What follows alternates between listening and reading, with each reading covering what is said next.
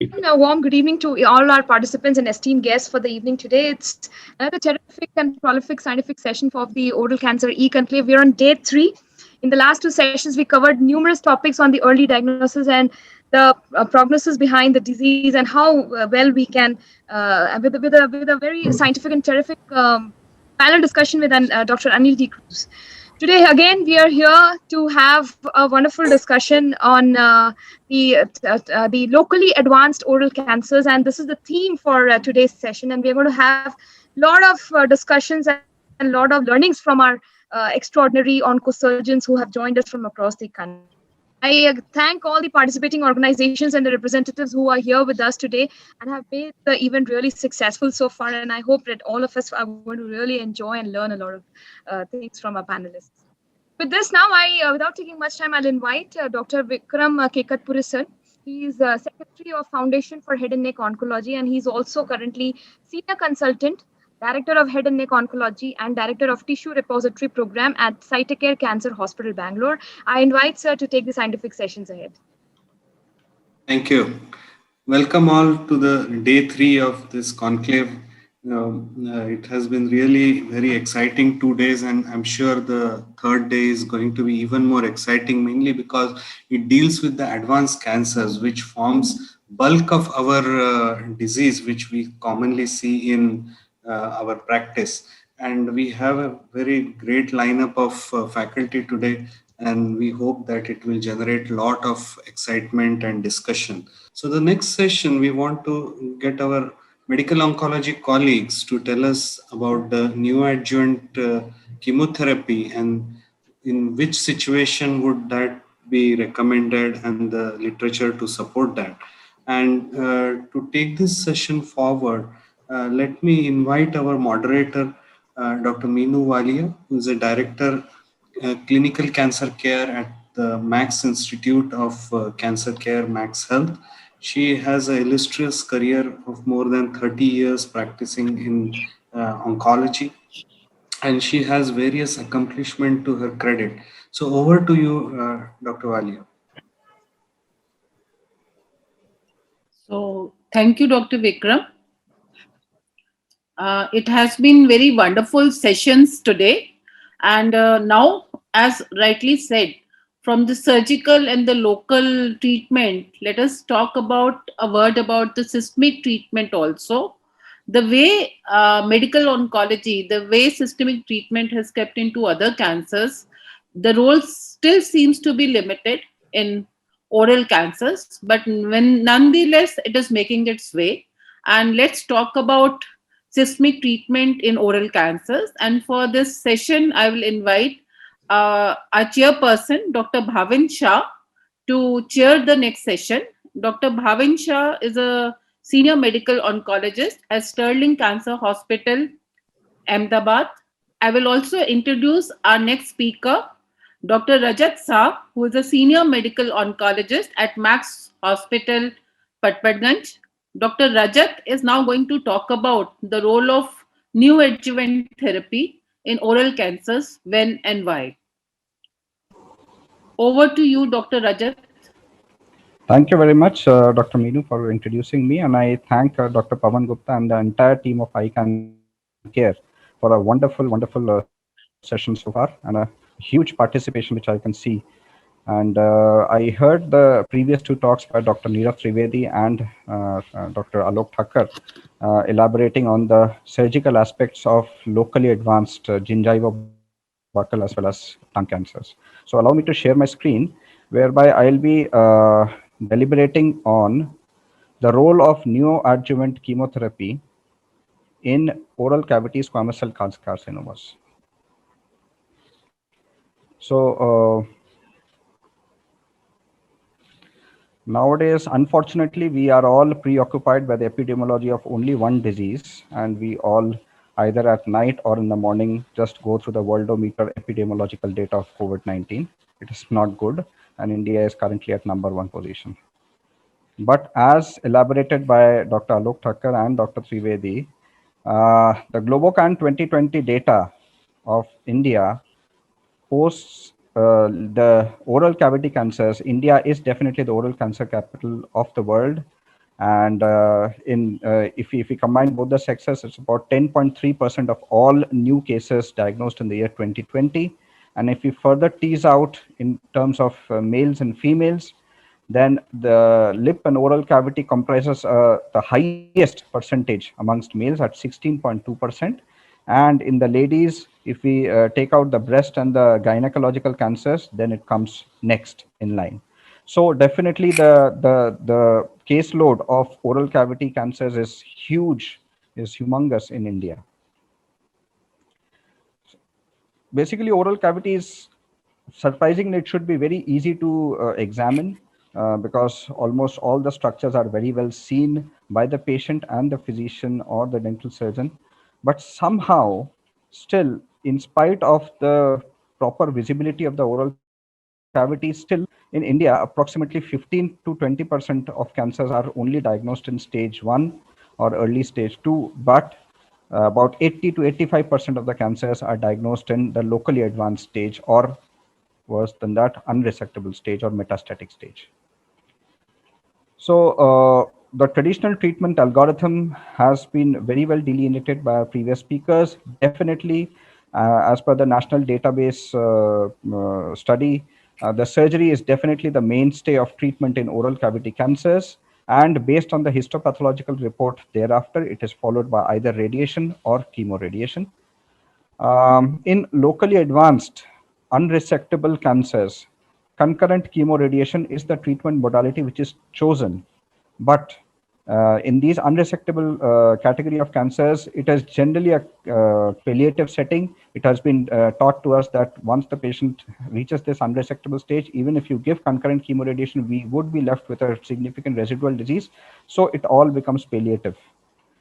So neoadjuvant chemotherapy followed by surgery is a very practical and valid treatment choice in such locally advanced, technically unresectable tumors. So let us talk about the data, how it has evolved in this field.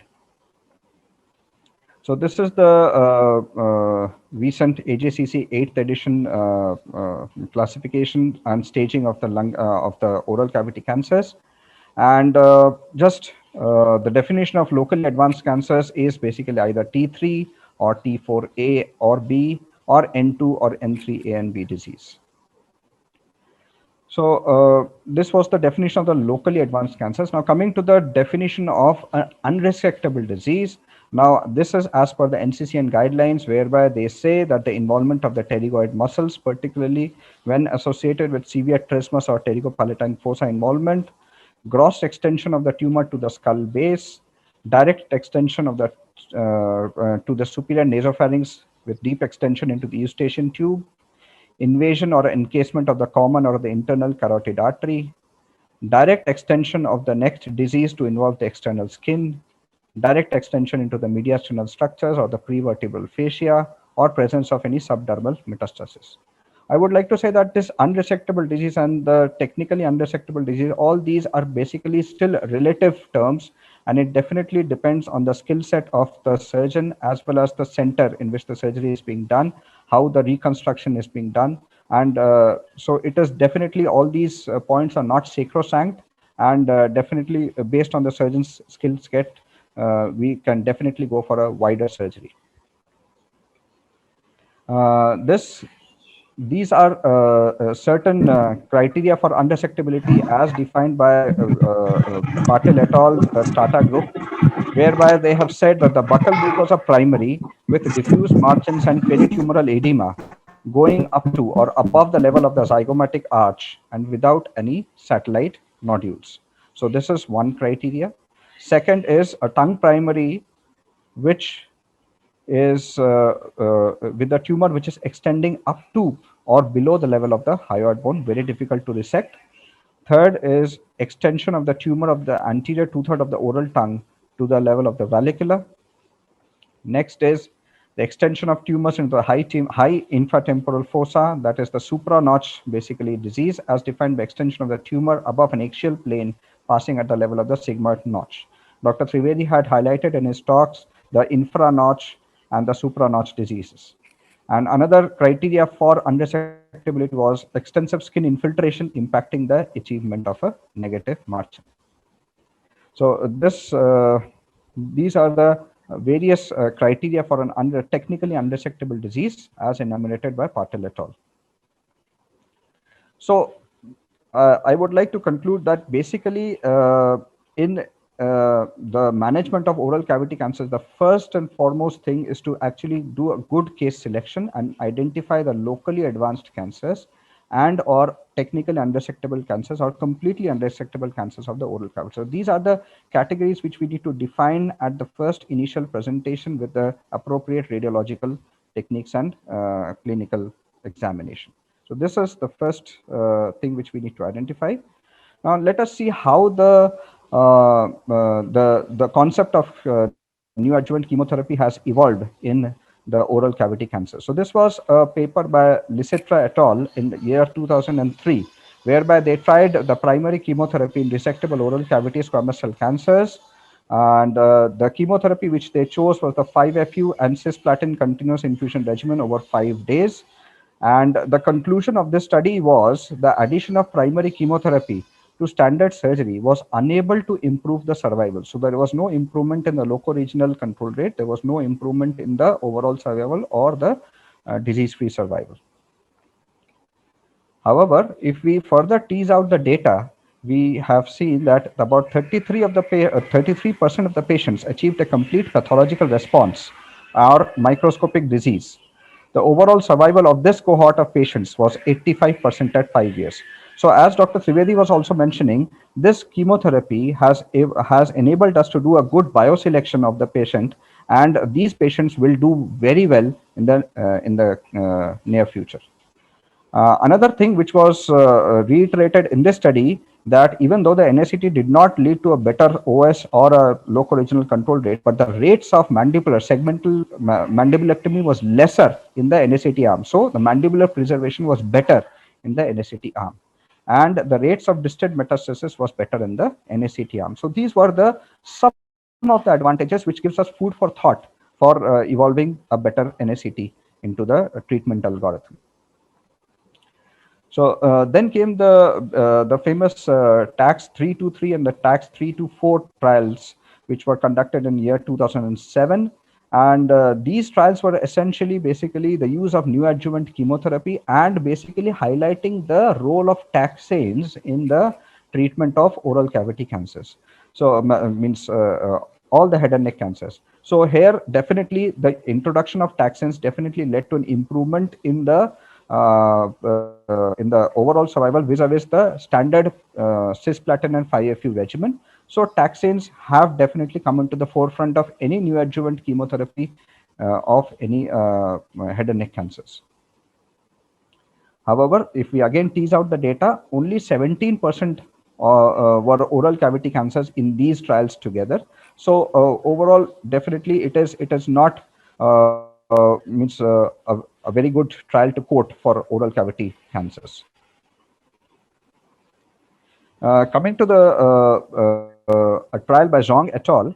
And this was a randomized phase 3 trial of induction chemotherapy now with a triplet drug regimen, which is docetaxel, cisplatin, and 5-FU in a locally advanced, mind you, resectable oral squamous cell carcinoma. So here they took all the resectable oral cancers and they randomized it to either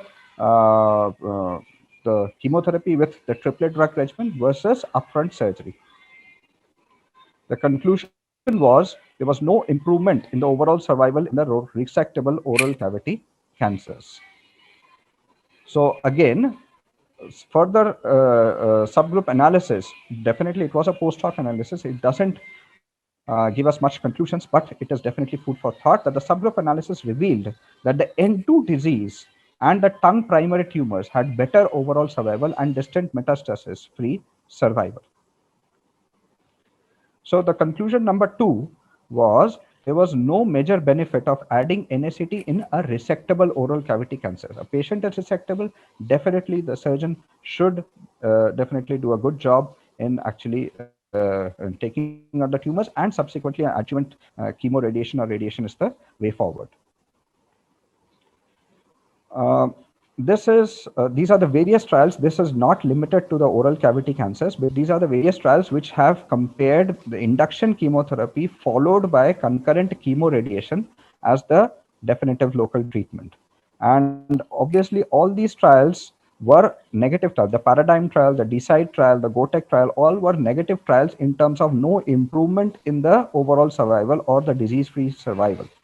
And amongst these trials, only the trial by Guy et al., the Italian trial, showed that the induction TPF, again the triplet drug regimen, showed an improvement in the median overall survival of 57.5% versus 46.5%.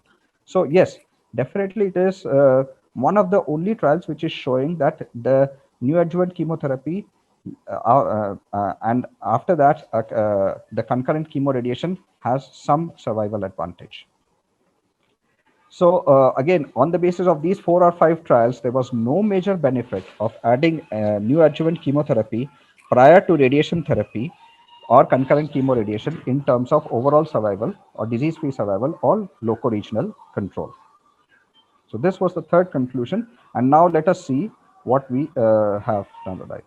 As I had mentioned earlier, the Indian data, only about 10 to 15% of the patients are diagnosed at stage 1, and about 85% of the cancers are diagnosed at the locally advanced stage.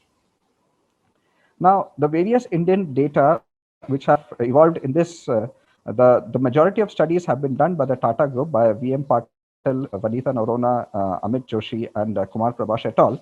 And so this was the first retrospective analysis of around 123 patients of induction chemotherapy in technically unresectable, locally advanced oral cavity cancers. Does it make a difference? So what they did, that they retrospective analyzed about 123 patients of technically unresectable oral cavity cancers. So how do we define the technically unresectable oral cavity cancers? Based on the criteria which I had showed previously.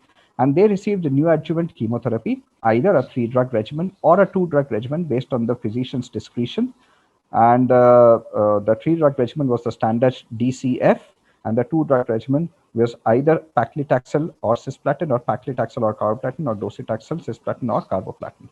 So this was the trial design, basically, and GCSF was given as per the requirement of the patient. So the results was resectability was achieved in approximately 68% of the patients who were given a 3-drug regimen, and only about 37.9% of patients who were given a 2-drug regimen.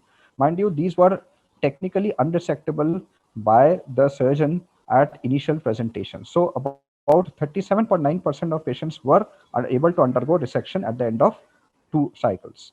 And if we can see, there were about 4 very minority complete responses, about 28% partial responses, about majority were about stable disease.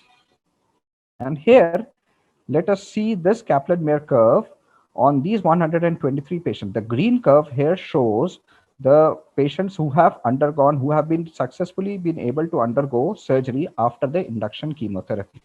Vis-a-vis, the blue curve, the blue Kaplan-Meier curve, shows the patients who were not able to undergo surgery after the neoadjuvant chemotherapy also. So here we can see that the patients who are able to undergo surgery have a tremendously improved overall survival as compared to the patients who are not able to undergo surgery. So by giving these patients, the technically unresectable patients, some chemotherapy, 2 to 3 cycles, we are able to push approximately 40% of patients to the resectable stage, and we are able to improve the survival outcomes of these 40% patients. Now, this is another paper by Amit Joshi et al., almost the same group. Is induction chemotherapy followed by resection in P4B oral cavity cancers, is it a valid choice or not? Here also they chose a triplet drug regimen or a doublet drug regimen. And as per the RECIST criteria, after giving the doublet or the triplet regimen, the partial response was obtained in 28%, stable disease in about 49%. So approximately 70% patients are achieving some sort of a stable disease or response, and 23% patients were having progressive disease. resectability was achieved in about 30% of the patients, and it was not achieved around 66% of patients. So these are very bad tumors to begin with, T4B disease to begin with, and in such bad subset of patients also, we are able to achieve a resectability in 30%, which down the line will translate into a better survival outcome. Had the neoadjuvant chemotherapy not been there, then we would have subjected all these T4B kind of diseases to a concurrent chemoradiation, which is essentially a palliative therapy regimen. So this trial was shown by Dr. Alok Thakkar also in his presentation. This was a follow-up study basically involving a bigger subset of patients. It was about 721 patients by Patil et al. And the 3-drug regimen was administered to about 10.2%, and about 89% of patients received the 2-drug combination. The 2-drug combination actually in our Indian setting, in a resource limited setting, is the drug of choice. Whereas if we are able to manage the supportive care better, then the 3-drug regimen is definitely preferable. Here also we can see that the patients who are being able to push to the surgery, the overall survival is definitely better as compared to the patients who are not able to undergo surgery. So the results of this trial was a significant proportion, 44.7%, could undergo surgery in the study of 721 patients. All of these patients had a R0 resection, and on pathological examination, the medial decrement in size was approximately 50%. So this again points out to an important concept that the RECIST criteria on radiological imaging is not the only criteria to actually clearly delineate whether the patient has got a response to neoadjuvant chemotherapy or not. The pathological examination here in this case is showing a 50% improvement in the size of the tumor. And surgical resection had a positive impact both on the local control and the survival. The median overall survival for patients with surgical treatment and adjuvant treatment was 19.6 months, while it was lower for patients undergoing radical chemoradiation, only 11 months. So overall, in the entire cohort of patients, NSCT may improve survival for our patients. So this is another paper of basically an advanced buccal squamous carcinoma patients by the same group. And here also NSCT, the conclusion was that NSCT induces a high response rate that may facilitate definite surgery in a borderline case or where margin identification is difficult due to wet edematous border. This is another paper. Now, there is always an apprehension that the patient who is receiving a neoadjuvant chemotherapy 2 or 3 cycles, will he be able to take on the surgery, and will there be a delay in the surgery, and whether he'll be able to take further adjuvant therapy or not. So actually, our experience is that the patients who have been able to successfully complete 2 or 3 cycles of neoadjuvant chemotherapy and are referred for surgery within 30 days of the end of chemotherapy have a better overall, means a better locoregional treatment and a better distant metastasis free rate as compared to the patients who are delayed. So our aim is to refer the patients early to the surgeons for a surgery. So we have seen the various Indian trials. Most of them were retrospective trials, but definitely a huge number of patients in these trials. And the conclusion based on them, I have highlighted in the red here, is the induction chemotherapy has a clear role in the management of locally advanced, borderline resectable or unresectable oral cavity cancer. Various trials have shown that approximately 30 to 40% of such patients are converted to a resectable state post NSCT. Patients who underwent surgical resections had superior survival results, and the 3-drug regimen, which is the inclusion of the taxane, platin plus 5-FU, is definitely better than the 2-drug regimen. So we need to manage the toxicities likewisely, and if we are able to do that, the 3-drug regimen is better.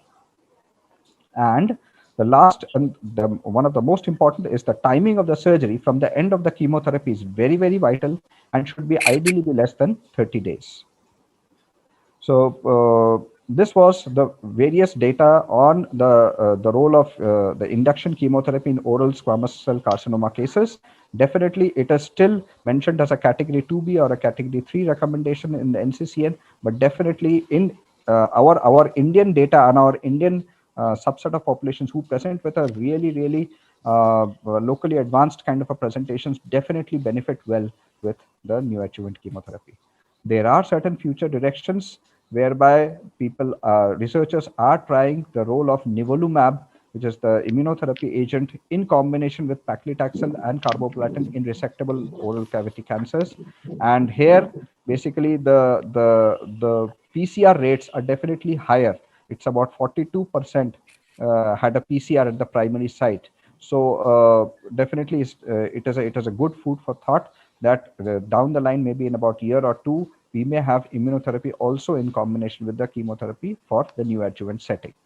And with that, I would like to end my talk, and I thank you all for a patient hearing. Thank you. Stay safe. Thank you.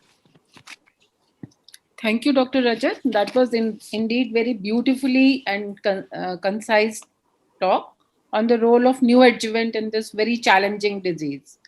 I would now like to invite the chairperson for this session, Dr. Bhavin, to kindly give the concluding remarks. Thank you, everyone. Thank you, ICANN, for giving this opportunity to me. Dr. Saha, it was an excellent presentation.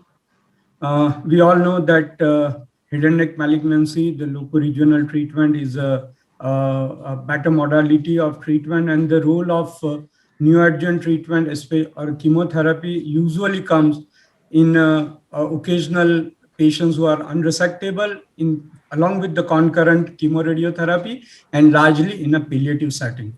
You have described the criteria for resectability very nicely, and we all are aware that the 3-drug combinations gives a better result compared to 2-drug, and ultimately the patient who can achieve a good response and they undergo the surgery can have a better survival.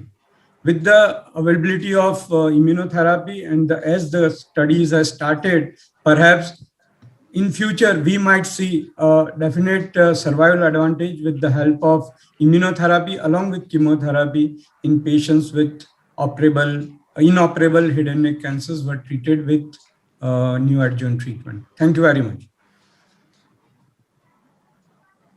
Thank you, Dr. Bhavin.